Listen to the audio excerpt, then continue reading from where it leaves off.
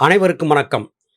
நாம் பகவான் ஸ்ரீராமருக்கு அவருடைய ஞான குருவாகிய வசிஷ்ட மகாமுனிவர் அருளிச் செய்த யோக வாசிஷ்டம் என்கிற நூற்தொகுப்பை வாசித்துக் கொண்டிருக்கிறோம். மனதை அழிக்க முடியாது, ஆனால் மனதை வயப்படுத்தி கொண்டு விட முடியும். மனதை சூன்யமாக்கி கொண்டு விட முடியும். மனம்தான் இந்த உலகத்தோடு நம்மை இணைத்து வைத்து பற்பல விதமான மாயாஜால காட்சிகளை காட்டிக் கொண்டிருக்கிறது. ஆன்மாவை அறிய முடியாதபடியான ஒரு மயக்கத்திலே மனம் எப்போதும் இருந்து கொண்டிருக்கிறது. இடைவிடாத பயிற்சியினால் மாத்திரமே மனதின் போக்கை மாற்றியமைத்து மனதை வயப்படுத்தி லயப்படுத்தி ஜீவனோடு சேர்க்கக்கூடிய காரியத்தை செய்து ஆத்மஸ்வரூபத்தை நாம் அடைய முடியும் என்கிற கருத்துக்களை பகவான் ஸ்ரீராமருக்கு வசிஷ்ட மகாமுனிவர் சொல்லி வருகிறார். தொடர்ந்து அவர் சொல்லக்கூடிய கருத்துக்களை இன்றும் வாசிக்கலாம். ஆத்மா என்னும் சிந்தை கூட மனத்தில் இருக்கக்கூடாது. சுருக்கமாக, மனம் சர்வ சூன்யமாய் இருப்பதே முறை. இதை இடைவிடாத பயிற்சியினால் அடைந்தால் பிறகு ஆத்மா தானாக பிரகாசிக்கும். மனம் முற்றிலும் ஒளிந்தால்தான் ஆத்மா உதிக்க இயலும். அமாவாசை கிட்டும் பொழுது சந்திரகலை கொஞ்சம் கொஞ்சமாக குறைந்து அமாவாசை என்று சந்திரன் முற்றிலும் மறைந்து சூரிய பிரகாசத்தில் கலந்து விடுவதைப் போல மனமும் ஆத்ம ஜோதியில் மறைந்துவிட வேண்டும். இவ்வித நிலையில் மனதை வைத்திருப்பவன் என்ன கர்மங்களை செய்து வரினும் அக்கர்மங்கள் இந்திரியங்களால் செய்யப்பட்டவைகளாக கருதப்படும். பார்ப்போருக்கு செயல்களாக தோன்றினும் நிஜமாக அவைகள் இச்சை பலன் என்ற நோக்கமில்லாதவைகளாகும். மனம் மேறு பருவதம் போல் அசைவற்றே இருக்கும். லோக விவகாரங்கள் அனைத்தும் அவனுடைய நிஷ்களங்கமான மனத்தில் அப்படியே ஒருவித மாறுபாடின்றி பிரதிபலிக்கும். ஏனெனில் மனம் ஆத்மாவாக பிரகாசிப்பதால். சதா நித்திரையில் இருப்பவன் போல்தான் இவன் இருப்பான். அதாவது லோக விவகாரங்களில் ஆத்ம விஷயத்திலோ அவன் எப்பொழுதும் விழித்தவனாகவே இருப்பான். ஒரு குழந்தை கை கால்களை யாதொரு சிந்தனையுமின்றி உதைத்துக் கொள்ளுகிறது. அவ்வாறேதான் ஜீவன் முக்தன் கர்மங்களை செய்வதும் அவன் உள்ளம் எப்போதும் குளிர்ந்தே இருக்கும். இந்நிலையில்தான் பெரியோர்களால் துரியத்தை தாண்டிய பதவி என்று சொல்லப்படுவது. இப்பதவி தேகத்தை கூடி வாழும் நிலையில்தான் அடையப்பட வேண்டியது. இதற்கு அடுத்த பதவியானது தேகத்திலிருந்து விடுதலை அடைந்த பிறகு சித்திக்கும். இந்நிலையில் தண்ணீரில் போட்ட உப்பை போல ஜீவன் ஆத்மாவுடன் கலந்துவிடும். இங்கே உப்பை தண்ணீரிலே கரைக்கும் ஒரு காரணத்தை சொல்கிறார். பகவான் ஸ்ரீ ராமகிருஷ்ண பரமஹம்சர் எளிமையாக உபதேசத்தை சொல்லியிருந்தார். அந்த உபதேசத்திலே உப்பால் செய்யப்பட்ட பொம்மை ஒன்று கடலின் ஆழத்தை பார்க்கச் சென்றது. கடலின் ஆழத்தை பார்க்க முயன்ற உப்பு பொம்மை கடல் நீரில் கரைந்து காணாமல் போயிற்று என்று சொல்வார். அதுபோல நாம் மனதால் வாழ்ந்து கொண்டிருக்கிறோம். இந்த மனம் ஜீவனிலிருந்து வெளிப்பட்டு வந்த ஒரு கருவி. இந்த மனம் மறுபடியும் ஜீவனுக்குள்ளே நுழைந்துவிட்டால் அது ஜீவனோடு இரண்டர கலந்து காணாமல் போய்விடும். உப்பு பொம்மை எப்படி கடல் நீரிலே கரைந்து போனதோ அதுபோல மனம் ஆன்மாவுக்குள்ளே நுழைந்தால் மாத்திரமே கரையும். மனம் ஆன்மாவுக்குள்ளே நுழையாமல் இருப்பதற்கு தடையாக இருப்பது எண்ணங்களே. அந்த எண்ணங்கள் புத்தியாலும் அகங்காரத்தாலும் சதா சர்வகாலமும் உருவாக்கப்பட்டு கொண்டே இருக்கின்றன. கடலிலே அலைகள் நிற்காமல் வந்து கொண்டிருப்பதைப் போல. ஆனால் ஆழ்கடலுக்கு சென்ற போது அலைகள் இல்லாமல் ஒரு குளத்தைப் போல கடல் நீர் கிடப்பதை பார்க்க முடியும். நாம் கரையிலே இருந்தபடியாக கடலை பார்க்கிற காரணத்தால் பிரம்மாண்டமான அலைகளை பார்த்து அச்சம் ஏற்படுகிறது. ஆழ்கடலுக்கு சென்றபோது அலைகள் இல்லாமல் நாம் பயணிக்கக்கூடிய கப்பல் அமைதியாக பயணிக்கிறது. அதுபோல விவேகம் என்கிற கப்பலிலே ஏறி ஞானகுருமார்கள் உதவியோடு ஆழ்கடலுக்கு செல்லும் போது அலைகளுடைய தொல்லை இல்லாமல் ஆகிறது. மனிதன் தன்னுடைய இடைவிடாத முயற்சியாலும் பயிற்சியாலும் மனதை ஜீவனை நோக்கி திருப்பிக் கொண்டே இருக்க வேண்டும். ஒரு சமயத்திலே ஜீவன் அதனுடைய உண்மையான நிலை இதை பற்றி மனம் புரிந்து கொள்கிறது. ஆழ்கடலுக்கு சென்ற மனிதன் அலைகளின் தொல்லை இல்லாமல் இருப்பதைப் போல மனதை ஜீவனோடு இணைத்துவிட்டால் அப்போது எண்ணங்கள் என்கிற அலைகள் இல்லாது போகிறது. அலைகள் இல்லாது போகும்போது தண்ணீர் அசைவற்று இருக்கும். அசைவற்று இருக்கும்போதுதான் உண்மையான தத்துவத்தை புரிந்து கொள்ள முடியும். நாம் ஜீவனாக இருக்கிறோம் என்கிற உண்மையை புரிந்து கொள்வதற்கு இது தேவையாக இருக்கிறது.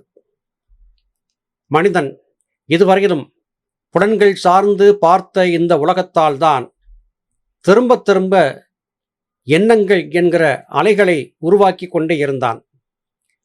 புலன்கள் சார்ந்து செல்லக்கூடிய பயணத்தை நிறுத்திவிட்டு உள்பக்கமாக திரும்பி, அதாவது கரையிலே இருப்பதை தவிர்த்து ஆழ்கடலை நோக்கி பயணிப்பதைப் போல பயணித்து விட்டால் அதன் பிறகு எண்ணங்கள் என்கிற அலைகளின் தொல்லை இல்லாமல் ஆகிவிடுகிறது. உண்மையான தத்துவம் என்பது நமக்கு புரிந்து விடுகிறது. இந்த உதாரணத்தை ஒப்பிக்கொண்டு இங்கே வசிஷ்ட மகாமுனிவர் சொல்லியிருப்பது சிறப்பான விளக்கமாகவே காண வேண்டியிருக்கிறது. இப்பதவி ஆனந்தத்தையும் தாண்டி நிற்பது. அதுவே ஆனந்தமாயிருப்பதால் அதற்கு உணர்ச்சி என்பது எப்படி பொருந்தும்? இதுவே அனானந்த பதவி என்று சொல்லப்படும். இதை பற்றி வாயால் சொல்லவோ மனத்தால் உணரவோ சாத்தியமில்லை. அது இவைகளுக்கு எட்டாத நிலை. ஆன்மா என்கிற நிலை மனதிற்கும் அப்பாற்பட்ட நிலையாக இருக்கிற காரணத்தால் அங்கே மனம் என்பதும் இல்லாதாகிறது. இப்படி மனம் ஜீவனிலே சென்று கரைந்துவிடக்கூடிய அந்த நிலையைத்தான் மனம் அழிதல் என்று சொல்லப்படுகிறது. உண்மையிலேயே மனம் அழிந்ததா என்றால் இல்லை. புறத்திலே சென்று அலைந்து கொண்டிருந்த பறவைகள் இருட்டிய போது தன் கூட்டுக்குள்ளே வந்து ஒடுங்கிக் கொள்வதைப் போல ஆன்மாவிலிருந்து வெளிப்பட்டு வந்து ஊர் சுற்றி கொண்டிருந்த மனம் ஆன்மாவுக்குள்ளே சென்று ஒடுங்கிக் கொள்வதாகத்தான் கொள்ள வேண்டும். இங்கே எதுவும் அழியவில்லை. மனம் ஜீவனிலே கரைந்திருக்கிறது என்பதே கருத்து. நாம் செய்ய வேண்டிய முயற்சிகள் எல்லாம் தேகத்தை கூடி அடையும் பதவியை பற்றியே, அதாவது ஜீவன் முக்த ஸ்திதி. இதுவே வாழ்க்கையில் இன்பத்தையும் சுகத்தையும் தரும். இப்படி இருப்பதை நீ கருதி உன் கர்மங்களை செய்வாயாக. தேகத்தில் அபிமானம் இல்லையென்றால் கர்மங்கள் பற்றுதல் இன்றித்தான் செய்யப்படும். ஆராய்ந்து பார்த்தால் தேகத்திற்கும் ஆத்மாவுக்கும் என்ன சம்பந்தம்? ஒன்று ஜடம், மற்றது அஜடம். பனிக்கட்டி சுடுகிறதென்றால் பொருந்துமா? நெருப்பில் ஜலம் பெருகுமா? வெளிச்சத்தில் இருட்டை காணலாமா? இவைகள் எவ்வளவு அசம்பாவிதமோ அப்படித்தான் தேக ஆத்மா சம்பந்தமும். ஒன்று நித்திய சத்தியம், சுயம் பிரகாசம் உள்ளது. மற்றது கேவலம் ஜடப்பொருள். இவ்விரண்டும் ஒன்றோடு ஒன்று எப்படி கலக்கும்? ஆகையால் பந்தம் மோட்சம் என்பது அறிவின்மை. ஆன்மாவுக்கு பந்தம் இல்லாமல் மோட்சகதி என்பது எவ்விதம் பொருந்தும்? தேகம் ஸ்பந்தம் தன்மையால் வளர்ச்சி அடைகிறது. சப்தம், ரூபம், கந்தம் இவைகளை அடைந்து இவைகளால் இயங்கவும் செய்கிறது. இது பஞ்சபூதங்களை கொண்டு அமைக்கப்பட்டுள்ளது. அழிவடைந்தவுடன் மீண்டும் பஞ்சபூதங்களாக மாறி தத்தம் இனத்தில் கலந்து நிற்கும். மண்ணால் செய்யப்பட்ட பலவித சாமான்கள் உடைந்தான பிறகு மண்ணாகத்தான் இருக்கும். தங்கத்தால் செய்யப்பட்ட ஆபரணங்கள் எல்லாம் தங்கமயமாகத்தான் இருக்கும். அதே மாதிரி நம் உடலும் பஞ்சபூதமயம்தான். ஒரு கல்லிலிருந்து பல பதுமைகள் செய்யப்படுகின்றன. இப்பதுமைகளில் ஒன்றுக்கொன்று என்ன சம்பந்தம்? அதே மாதிரி பஞ்சபூதங்களால் செய்யப்பட்ட பல உடல்களில் ஒன்றுக்கொன்று என்ன சம்பந்தம்? தாய், தகப்பன், பந்துக்கள், சிநேகிதர்கள் எல்லாம் நம் பாவனைகளே தவிர பூதமயமாகிய உடல்களுக்கு இவ்வித சம்பந்தம் ஏது? ஆண், பெண் என்பதும் உருவ அமைப்பின் வித்தியாசமே தவிர அவைகளிலே அதிசயமான தத்துவமோ சத்தியமோ எங்கே இருக்கிறது?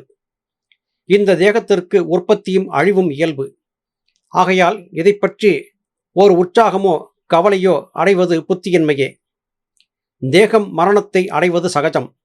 ஆகையால் இதை பற்றி துக்கிப்பது மதியீனம் அல்லவா? எங்கிருந்து வந்தது? மீண்டும் பூர்வசிதியைத்தானே அடைய வேண்டும். அதாவது ஞானிகளின் உடல். அஞ்ஞானிக்கோ மறுபடியும் வேறு உடல் உண்டாவது திண்ணம். ஆகையால் எவ்விதத்திலும் விஷனத்திற்கு காரணம் கிடையாது.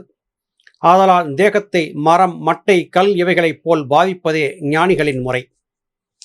இங்கே தூய தேகாத்ம பாவனை விளக்கப்படுகிறது. மண்ணிலே இருந்து பற்பல விதமான பதுமைகளை மனிதன் செய்கிறான். அப்படி செய்யப்பட்ட பதுமைகள் பற்பல உருவங்களை கொண்டிருக்கின்றன. ஒரு நிலையிலே அந்த பதுமைகளை எல்லாம் உடைத்து நொறுக்கி தூள் தூளாக்கி சிறிது தண்ணீர் சேர்த்து பிசைந்து விட்டால் மறுபடியும் அது மண்ணாகி போகிறது. பிசையப்பட்ட மண்ணிலே மேலும் பல பொம்மைகள் செய்யப்படப் போகின்றன.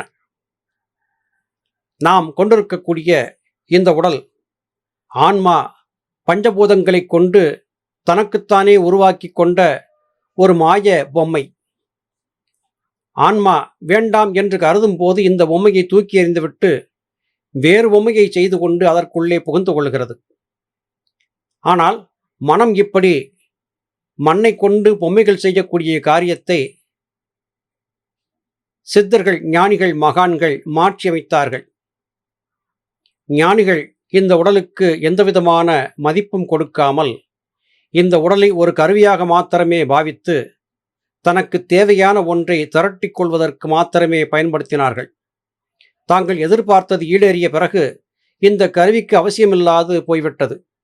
திரும்பவும் தனக்கு தேவையான ஒன்றை தயாரிக்க வேண்டிய அவசியமே இல்லாமல் முழுமை பெற்றுவிட்ட ஞானிகள் மறுபடியும் ஒரு உடல் எடுப்பதில்லை. ஆனால் சாமானிய மனிதன் ஆன்மாவிற்கு தேவையான பிரகாசத்தை உருவாக்கி கொள்ள முடியாது போய்விட்ட காரணத்தால் மறுபடியும் உடல்களை எடுத்துக்கொண்டே இருக்கிறான். இதுதான் ஞானிகளுக்கும் அஞ்ஞானிகளுக்குமான வித்தியாசம். இந்த உண்மையை எப்போது புரிந்து கொள்கிறோமோ அப்பொழுதுதான் இந்த பிரபஞ்ச வாழ்க்கையின் உண்மையான தத்துவம் நமக்கு விளங்கும் என்பதே கருத்து. நல்லது சகோதர சகோதரிகளே, மீண்டும் அடுத்த பதிவிலே உங்களை சந்திக்கிறேன். அதுவரையிலும் நன்றி, வணக்கம்.